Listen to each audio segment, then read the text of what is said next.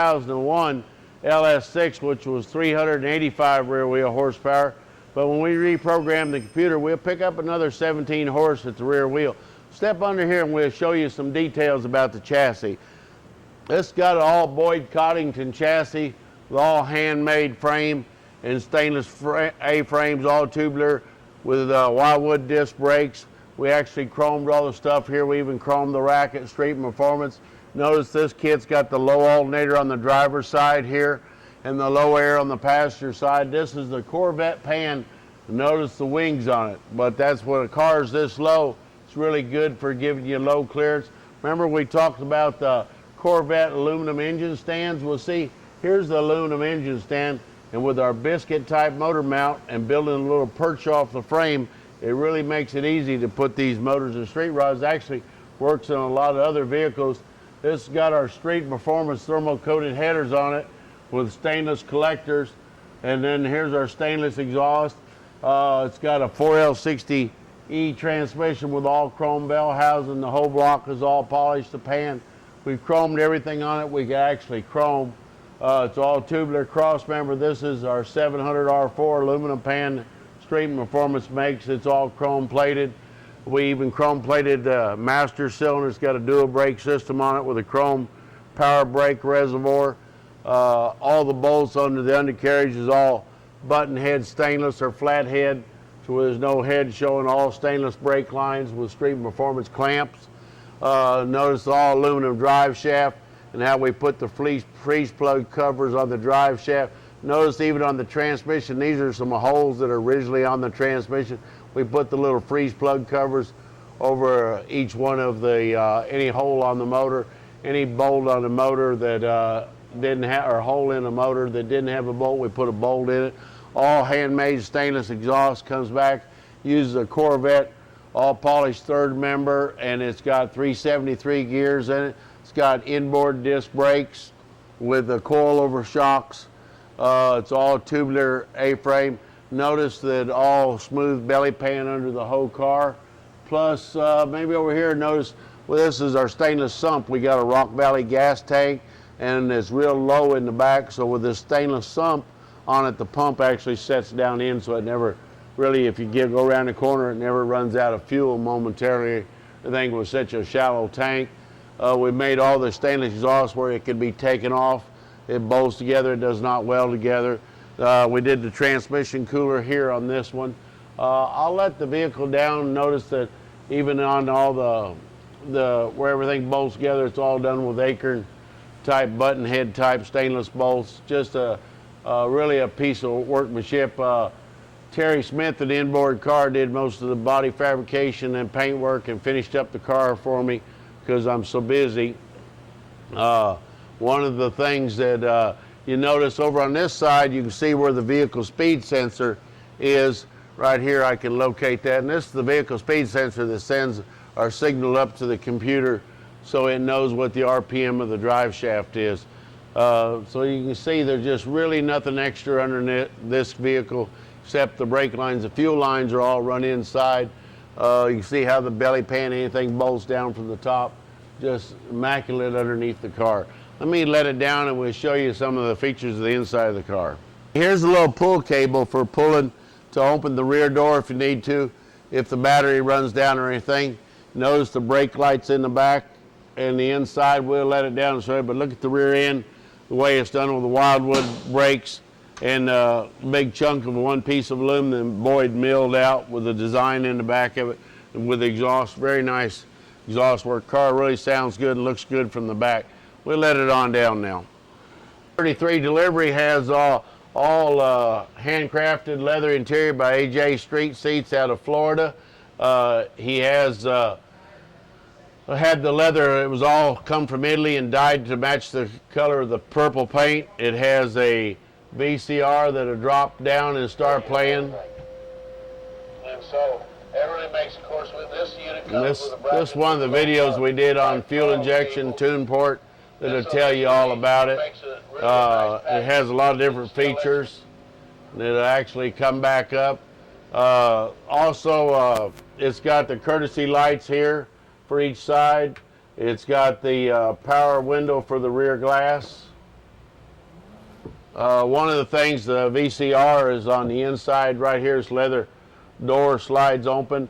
I'll have to lay the seats down, and then I can show you how we did the battery and other sides on these side panels. Everything is really stored in the side panels.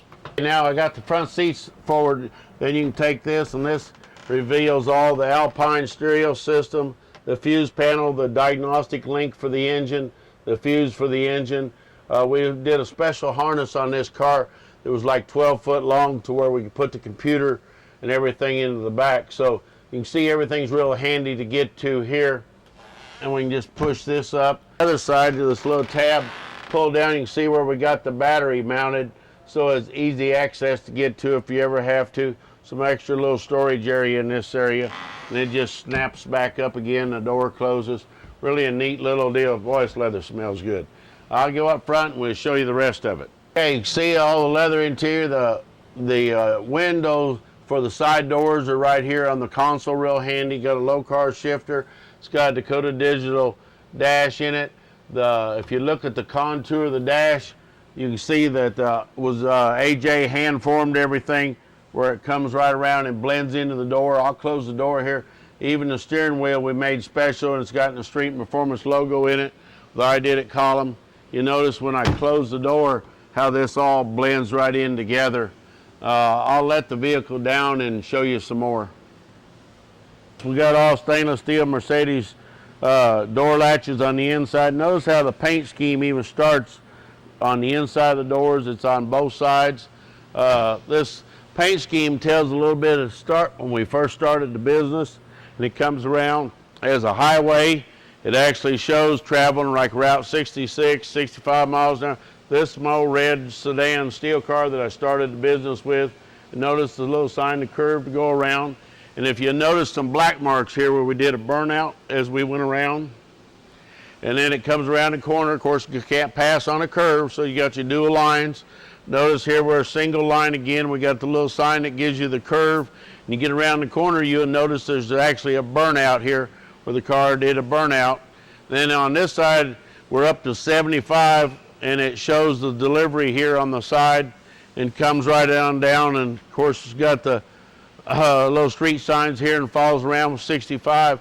And then on the firewall, you'll notice that it's got actually the shop, and it shows a couple cars in it, the Street Performance shop, basically like when we started. This got our chrome plastic intake all on it. It's got our plastic our fiberglass covers that come from GM. They're plastic ones that we actually painted and coated. Now we're doing the new carbon fiber covers. It's got the low car dipstick. It's got a Griffin aluminum radiator. Notice on this one how we didn't build the tank of the overflow of the radiator. We got to get on here. We got some new hose clamps now that cover up these clamps. We just started making them. I need to get it on the vehicle. If you notice the car, it's got all American 20s on the back and 18s on the front, and it's really just a beautiful piece of artwork. So we just wanted to show you this and give you some ideas. Maybe notice the filler cap here for the gas. It's got the little spring loaded. So we just wanted to show you the car, maybe give you some ideas on your own projects on really building a nice car. Now let me put the hood down for you and show you the lines of the car with the hood down. The hood also will open from either side of the vehicle. And another little trick I'd like to show you, plus this car was also the feature vehicle for the SEMA show 2003. Street Rod Magazine picked it at the back. Notice how our turn signals are built right into the headlight. You can see the turn signal actually flashing right in the headlight, so you don't see any turn signal on the front. And then I'll step around here, show you it's got a Dan Fink grill in it. And the fenders have been widened 2.5 inches on both sides all the way back to give us the stance that we wanted for the car to have. But it's just really a beautiful piece of workmanship. Anybody would be proud to have a car like this.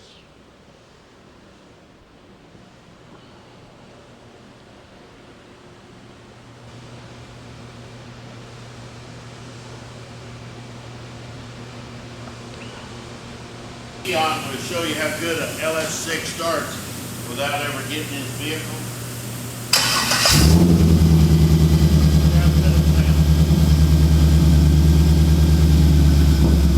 Okay. That's one I got Mark Kincaid that runs the hot rod shop for us. Come on in, we're going to show you stuff. He just finished this LS1 car with a blower on it up at Buddy Woods that we were talking about earlier. We're going to show you some neat trick stuff.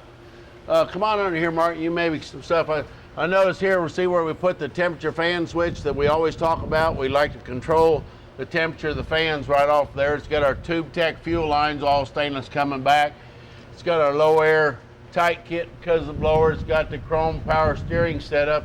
One of the things you're going to notice, though, he's got a battery disconnect on it. We want to talk about battery disconnects. So we put this on the ground side just in emergency. But fuel injected cars, you either got to have a hot wire off your computer going to hot all the time, or when you shut it off, you're going to kill all the memory in the computer. It'll learn back on its own, but it might run rough for a little bit. This is our TubeTech transmission line kit on Buddy's car, because you got to drive the car. So we smoothed the whole trans block, we polished the heads, we chromed the pan, we chromed everything so it'd be easy to take care of. You notice the transmission's all smooth and painted, so it'd be easy to take care of. And the chrome trans pan, we did that. Car come up here just to basically get the motor put in and get it running. Betty brought us wood. The next thing we know, we chromed all the under suspension. Here's our fuel filter over on the right that comes off. We're going to show you how it comes off the tank. After a while, this car, we sent the tank up to Rock Valley and had a pump put in it. Just remember, the smooth end of the filter is the inlet. This